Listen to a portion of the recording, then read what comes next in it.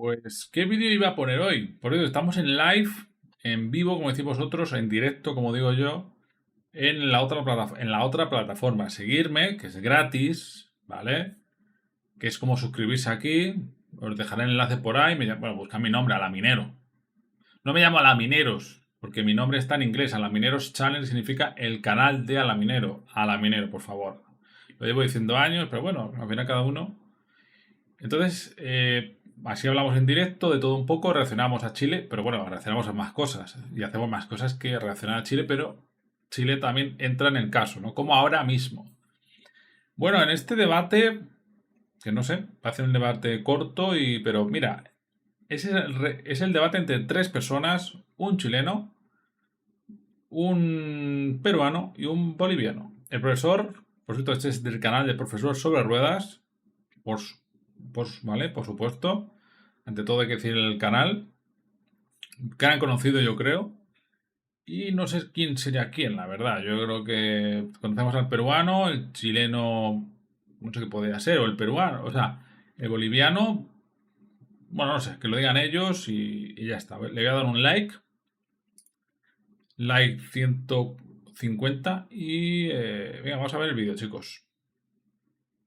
A ver qué tal. Va, por cierto, el tema, que se me olvida, el tema va de la guerra del Pacífico, en la guerra del Pacífico.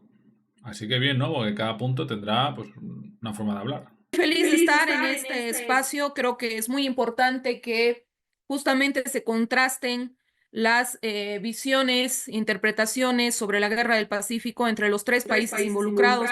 Pues sí, mira, está la boliviana, esta mujer, Rocío Rioja, y el de en medio era el chileno. Venga, vamos a Porque verlo. una de las cosas que más descubrimos al estudiar la Guerra del Pacífico es que los tres países presentan versiones históricas, interpretaciones históricas disímiles, pero como ya voy a exponer en un momento, también presentan imaginarios semejantes y ese es justamente el centro de mi tesis doctoral, tanto en el siglo XIX como en el siglo XX como en el siglo XXI.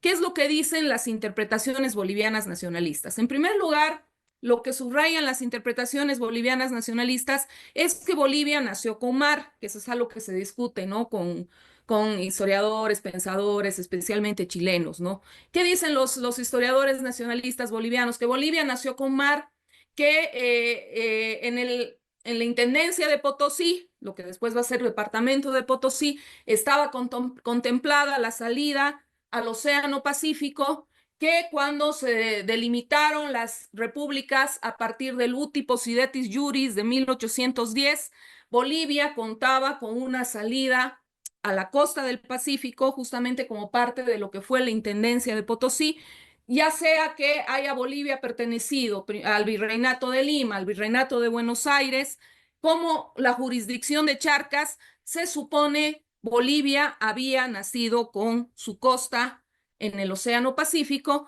y es por eso que cuando ya se consolida la independencia boliviana y bueno, se consolida el Estado independiente boliviano, nace con esa costa y Bolivia ejerce todos los mecanismos de soberanía en ese momento y bueno, funda el Departamento del Litoral, que es donde están estas costas del Pacífico, y los historiadores bolivianos hacen hincapié que esto fue reconocido por los vecinos, especialmente Chile, y citan las constituciones de 1822, 1823, 1828, 1833, constituciones chilenas donde se reconoce esos límites que no incluían a lo que eran las costas del llamado litoral boliviano. Otra de las causas que señalan los historiadores bolivianos nacionalistas, los pensadores, los diplomáticos en general, es que efectivamente nadie le daba bola a estas costas, nadie les prestaba atención a estas costas, ni Chile, ni Bolivia, ni Perú, hasta que se descubrieron los depósitos del Guan, ¿no? Ya se descubrieron depósitos en 1842 y el presidente Bulnes de Chile, bueno, va a dictar una ley donde va a declarar que estos depósitos eran propiedad chilena, aunque se supone el territorio era boliviano, y ahí van a empezar los entredichos diplomáticos entre Bolivia y Chile. En 1878, lo que va a violar el presidente Daza cuando pone un impuesto de 10 centavos por kilo de salitre exportado, principalmente para la empresa de ferrocarriles de Antofagasta, que era una empresa que tenía efectivamente capitales chilenos, tenía también capitales británicos, se supone que era una empresa privada, pero cuando Daza hace este tímido intento nacionalista, proteccionista de poner este impuesto, que no era mucho, tampoco, ¿no? 10 centavos por kilo de salitre exportado. Qué dice el Estado chileno? Que Bolivia con eso violó el tratado de 1874, a pesar de que se supone que era una empresa privada, el Estado chileno interviene, hace la reclamación y el gobierno de Daza responde diciendo que era un asunto privado con una empresa y que no tenía por qué intervenir, no hacen caso.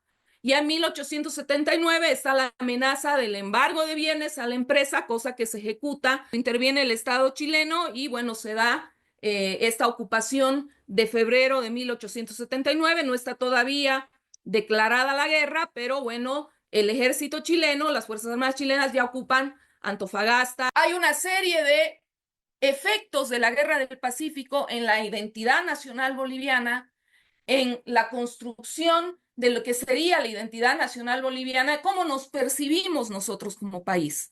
Primero, un país de puro fatalidades, ahí hablan de la fatalidad de la raza, de la fatalidad geográfica, especialmente los historiadores del siglo XIX, que tienen un contenido de pensamiento decimonómico que es común, ¿no? El racismo en esa época. También realzan el hecho de que Bolivia finalmente queda encerrada, hay una especie de claustrofobia espiritual, y el hecho de que efectivamente la mediterraneidad es algo que está marcado en nuestra identidad como una fatalidad, como una desgracia, como una tragedia. Eso hace que también de alguna manera en la cultura política boliviana exista la xenofobia defensiva. Yo al contrario de lo que hizo la doctora que le explicó también lo de la percepción histórica de los historiadores antiguos, antiguos entre comillas, de la versión más clásica de la Guerra del Pacífico, de su origen y su inicio, yo voy a partir por el final.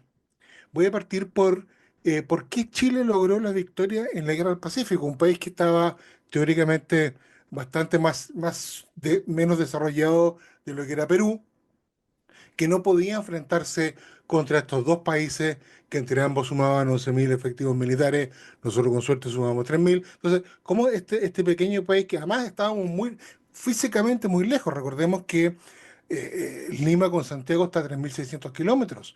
Entonces, para la época, donde no existían motores como los actuales, donde no existían aviones, viajar por el mar 2 semanas entre Santiago y Callao, entre Antofagasta y Sucre, entiendo. Entonces, las distancias eran muy grandes para la época. Entonces, ¿cómo nuestro país logró obtener una victoria en esta guerra que en un principio se veía tan poco factible de ser ganada?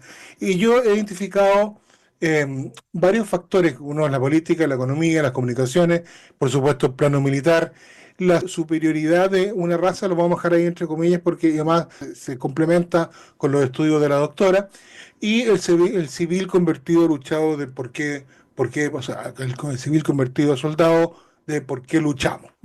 Entonces, el primer aspecto que hay que tomar en cuenta es la capacidad de gobierno de cada uno de los países.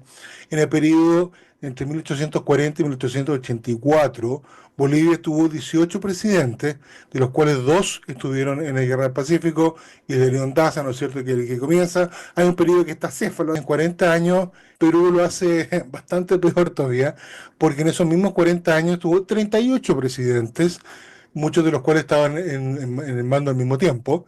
Había una suerte, casi una cuasi guerra civil mientras estaban en guerra con Chile. Entonces, un país muy difícil para gobernar, un país muy grande por lo demás, y un país que durante todo ese periodo presentó una anarquía política importante que coartó de muchas maneras su propio desarrollo. ¿Ok? En el caso nuestro tuvimos 6 presidentes.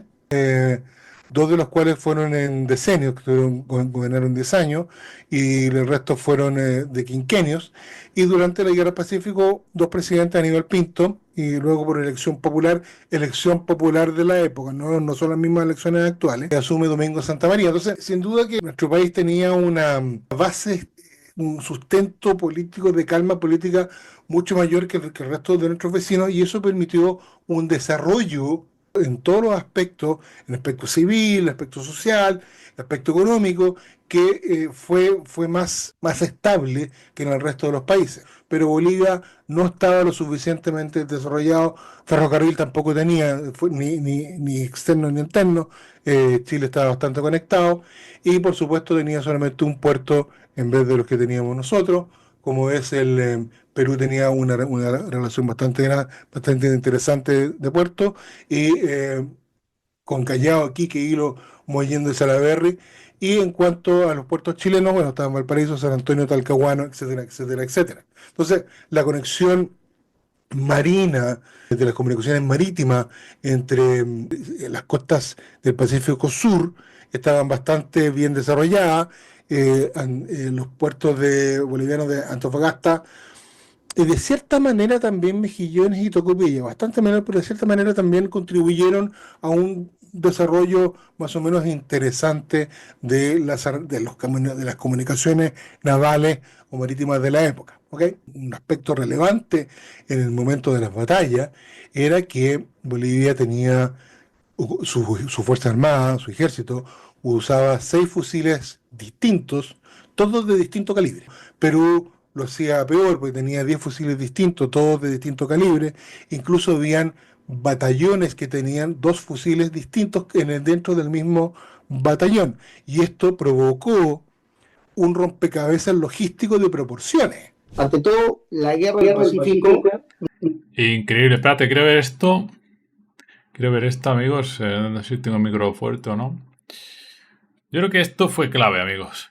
La logística fue clave, ¿no? Mira, Chile tenía 2 fusiles diferentes, ambos del mismo calibre. Total. Perú 10 y todos distinto calibre. O sea, ¿cuánta gente tendría muy pocas balas? Se quedaría sin balas. Fusiles que se quedarían, pues eso. Y a lo mejor es que sí, 10 diferentes, vamos, es como la munición, una mierda, ¿no? Mientras que Chile era mucho más eficaz su ataque. Y Bolivia, bueno, como se retiró, pues es que directamente se retiró. Así que, qué importante estos datos. Lo voy a leer por si acaso alguien no puede leerlo. Bolivia, 6 fusiles diferentes, todos de distinto calibre. Perú, 10 fusiles diferentes, todos de distinto calibre. Chile, 2 fusiles diferentes, pero ambos del mismo calibre. Es que es increíble, tío. Ahí está la clave. Era que Bolivia tenía la guerra del Pacífico, no toda la guerra es igualmente interesante para todos. Para Chile, por ejemplo, el interés es más sobre el desarrollo de la guerra. Al haber ganado la guerra del Pacífico, el chileno ve en cada batalla ganada, porque la gran mayoría de las batallas la ganaron, pues el logro, el heroísmo, el patriotismo, ¿no? Por parte de su propio ejército. Por consecuencia, van a estar más enfocados en conocer cada una de las victorias que tuvieron durante la guerra del Pacífico. Mientras que el Perú y Bolivia, al haber perdido la guerra, van a estar más interesados en conocer el preámbulo de la guerra y las consecuencias de la guerra. No mucho el desarrollo, porque en el desarrollo, evidentemente, al haber perdido no tenemos mucho de qué jactarnos. Yo voy a exponer una postura bastante, de repente, disonante a lo que normalmente hago en redes sociales, porque mi afán es debatir y no coincidir. Tenemos el mapa de André Baleato, de 1793, territorio del Reino de Chile. El problema de la división de territorio, los límites que van a nacer a raíz de la nueva república, se debe lamentablemente a que los Borbones, al llegar al poder en España, empiezan a dividir los territorios del Reino del Perú y a generar nuevas jurisdicciones, nuevos territorios que van a afectar luego cuando fuéramos república. Pero para 1793, 17 años antes del Lutis Posilietis, que es lo que se va a reclamar en el momento, cuando se alcanza la independencia de estos pueblos, el Reino de Chile tenía frontera norte con Perú. llegaba hasta el río Loa. Perfecto, ahí tenemos ese mapa que nos ayuda a poder entender un poquito más. También tenemos un segundo mapa, que es la carta esférica de las costas del Reino de Chile de 1799, el siguiente cuadro. Las cartas esféricas de las costas del Reino de Chile, que estamos mostrando también inmediatamente, demuestran que Cobija, por ejemplo, le pertenecía al Reino de Chile y no a la Audiencia Real de Charcas. Seguimos en esta primera parte. Chile abandonó el litoral de Atacama desde su independencia en 1810. El mapa de Andrés Beleato, que acabamos de ver, director de la Escuela Náutica de Lima por orden del virrey Francisco Gil de Taboada y Lemus, en 1793, Cobija aparece como territorio del Reino de Chile. La carta esférica de las costas del Reino de Chile en 1799 también demuestran que Chile era dueño de Cobija y llegaba hasta el río Loa, frontera con el Virreinato del Perú, como parte del Reino de Chile dentro del corregimiento de Copiapó. El precursor peruano Hipólito Unanue publica en 1793 que el Virreinato del Perú limita por el sur con la Capitanía General de Chile.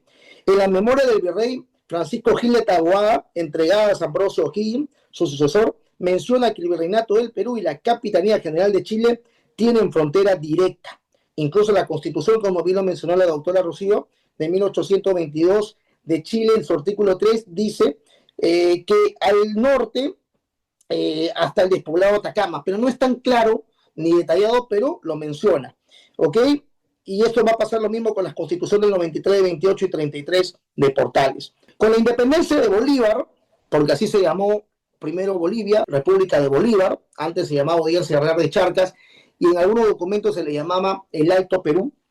Desde su periodo anterior como Audiencia Real de Charcas, esta dependió de los puertos de Arica y Buenos Aires, sin ser jamás dueña de ambos. Y como república, siguieron usando ambos puertos, pagando aranceles que oscilaban entre el 45 y 92%, esto sin contar el costo de traslado en mulas de los productos que ingresaban por sus vecinos. Es decir, para la reciente República de Bolívar, de 1825, seguían usando el puerto de Arica y el de Buenos Aires, aun cuando en 1826 Bolívar va a hacer lo que todos conocemos, reclamar Cobija. Chile no aprovechó la victoria de la batalla de Yungay para reclamar la ocupación boliviana en el desierto de Atacama. Los motivos que condujeron a Chile a declarar la guerra a la Confederación van más allá de la venta de buques por parte de Orbegoso a un exiliado chileno, o la liberación de impuestos en los puertos del Perú por parte de Santa Cruz. El elemento principal que preocupó a Chile se lee en la carta de Diego Portales, le escribe a Blanco Encalada, que también nos hemos ocupado de esa carta en este mismo canal. Chile no quería una frontera con el Perú, por obvias razones de ser su competidor directo, portuario. Por consecuencia, necesitaban tener a un colchón que los separara. Esto lo supo Perú incluso después de la Guerra del Pacífico, porque después de la Guerra del Pacífico fue Perú quien solicitó en el Tratado de 1929 que ni Chile ni Perú pudieran darle salida al mar a nadie, ni por Tacna ni por Arica, sin antes consultárselo. El Perú necesitaba una frontera directa con Chile para tenerlo resguardado, y Chile necesitaba que alguien se interponiera para evitar ese conflicto. Lo que quiero demostrar es que en todo este tiempo, de 1825 a 1866, Chile renuncia a lo que es Cobija. Pero no solamente eso, renuncia a Mejillones y Antofagasta con el Tratado de 1866 y 1874. Esos dos tratados, a diferencia de lo que le opina la doctora Rocío, fueron absolutamente beneficiosos para Bolivia, porque sin tener presencia mayoritaria boliviana en esta zona, Bolivia logra que Chile pusiera el hito de su frontera norte en el paralelo 24. Ganando Bolivia en 1866, los territorios ricos que van a ser más adelante descubiertos, La Plata, el salitre y el guano. Y en 1874, prácticamente a perpetuidad, solamente con un pequeño impuesto que durante 25 años no se pudieran elevar. Entonces, los dos tratados de límites firmados por Chile y Bolivia, esos dos tratados, fueron absolutamente beneficiosos para Bolivia, pero defectuosos o complicados o no propios para Chile. Chile, concluyo con esta explicación, Bolivia nació sin salida del mar. Primer punto importante, Bolivia nace sin salida del mar. Segundo punto, Bolivia tiene legalmente mar de 1866 a 1879. Y tercero, Bolivia pierde su salida del mar porque un dictador llamado Hilarión Daza viola el tratado de 1874, artículo 4, que decía claramente que no se podían cobrar nuevos impuestos, no se podía a capitales chilenos. No importaba si eran estatales o privados, eran capitales chilenos y en este caso específico se vio del tratado. Así haya sido de 1 centavo o de 1000 centavos el impuesto, no se podía cobrar ni modificar el tratado unilateralmente y esto arrastra a Perú. En el siguiente paso voy a explicar por qué Perú y Bolivia salieron en secreto el 6 de febrero de 1873. Magistral, los tres, tanto uno, otro, no, todos. Magistral, amigos. Magistral, los tres historiadores, cada uno ha dado su versión. O sea, su versión no, lo que sabe, ¿no? Han hablado de tres cosas. Bueno, el chileno ha hablado un poco más de la guerra. La boliviana sobre salida del mar. Y luego el peruano un poco sí ha respondido a la boliviana. Pero bueno, los tres para mí me han gustado mucho, la verdad, los tres. Me han gustado bastante. Aprendiendo los tres y qué gusto, ¿no? Qué buena entrevista ha hecho el señor profesor de Ruedas. Le recomiendo su canal, amigo, porque es un divulgador de historia muy interesante. Y de geopolítica, o política también, creo, ¿no? Amigos, reventar a like, ya sabéis, para promocionar estos libros. O sea, bueno, sí, libros. Yo soy escritor y podéis comprar mis libros. Que soy escritor y youtuber, ¿no? Digamos, entre youtuber. Así que les recomiendo, amigos, todos estos vídeos para aprender. Para tener siempre una mirada más amplia de las cosas. Muchas gracias y, bueno, yo voy a comer, ¿qué hora es? Hora de comer. Por cierto, estamos en live, en vivo. En la otra plataforma, en La Morada. Pasaros a saludar. Hablamos de todo, ¿no? Hablamos de todo. Si os aburrís, si queréis pasaros a saludar, a hablar de todo un poco, a comentar algo aunque sea un ratillo, pues ahí estamos, ¿vale? Muchas gracias y hasta pronto, amigos.